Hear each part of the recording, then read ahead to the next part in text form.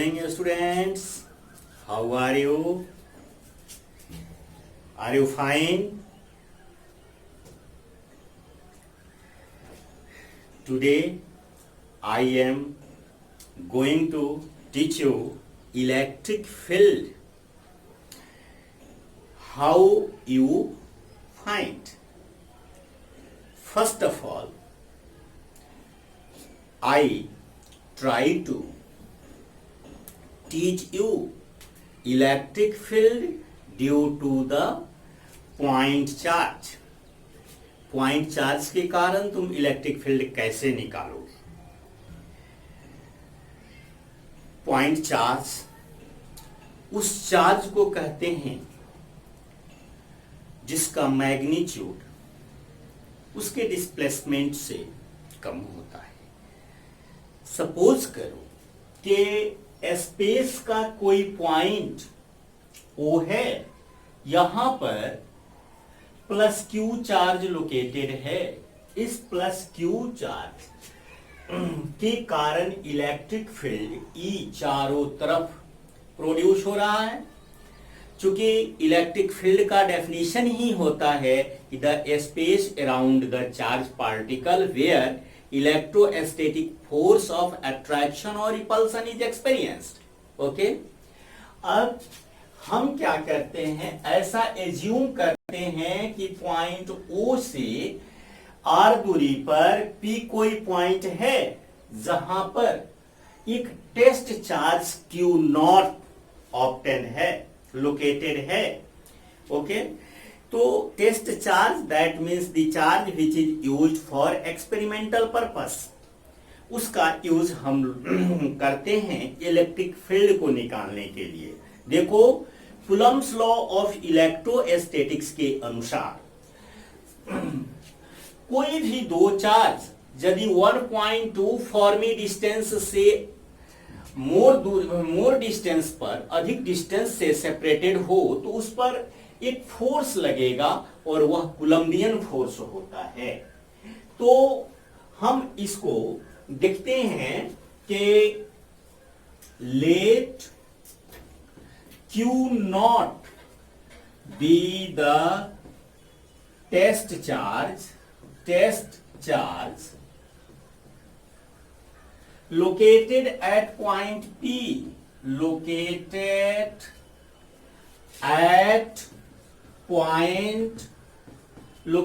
at point P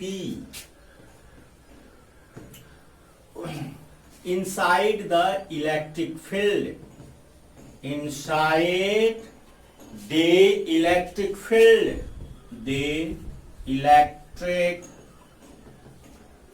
field, E। Okay, electric field vector quantity है, इसलिए इस पर वेक्टर का सिंबल दिया गया है, एरो मार्क्स लगाया गया है। तो now acting कूलम्बियन force,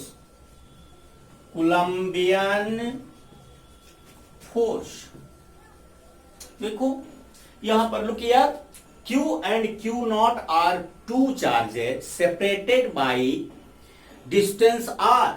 If F Newton of force is acting between them, then from Coulomb's law of F is equal to 1 by 4 pi epsilon naught Q into Q naught upon R square. This is the equation first. Okay, यह Coulomb's के law के अनुसार यहां force लगेगा। अब रहा कि यदि E क्या हो गया, मैग्नीट्यूड है इलेक्ट्रिक फील्ड का, तो from the definition of electric field, from the definition of electric field,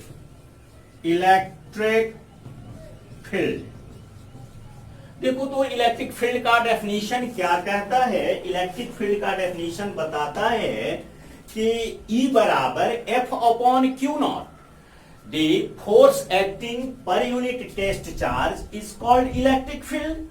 अब हम इसका यूज करते हैं और इलेक्ट्रिक फील्ड को फाइंड आउट कर लेते हैं। ओके, देखो तो ये क्या हो गया कि E equal to F upon q naught. Equation 1 में तुम देखोगे कि F का वैल्यू जो है मैंने निकाला है 1/4 epsilon naught Q upon r square, Q into q naught upon r square, और डिवाइड कर दिया गया इस Q नॉट से, यह Q नॉट हो गया।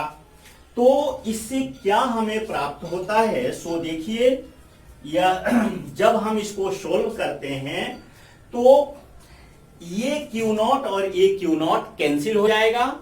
जैसे देखो यह क्या हुआ, E is equal to 1/4 epsilon naught Q into q naught r square into q naught, यह रिवर्स करके मल्टीप्लाई हो गया, और इस Q नॉट से ये Q नॉट कैंसिल हो गया। अब क्या बचा, E is equal to 1/4 epsilon naught Q upon r square. This is the required expression of electric field.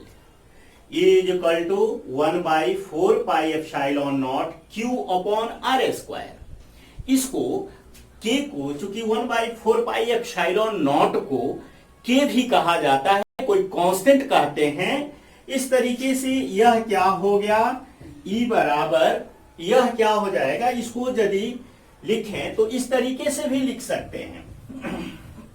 देखोगे कि E is equal to K into q upon r square.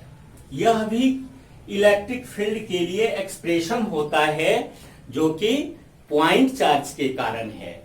अब हम इसमें डाइपोल बताएंगे कि डाइपोल क्या होता है, डाइपोल मोमेंट क्या होता है, और इसके चलते जो है हम इलेक्ट्रिक फील्ड को कैसे निकालेंगे। आप देखोगे, आप लोग लिखोगे electric dipole, electric dipole, electric dipole कहते हैं कि two equal and opposite charges separated to each other by some distance, then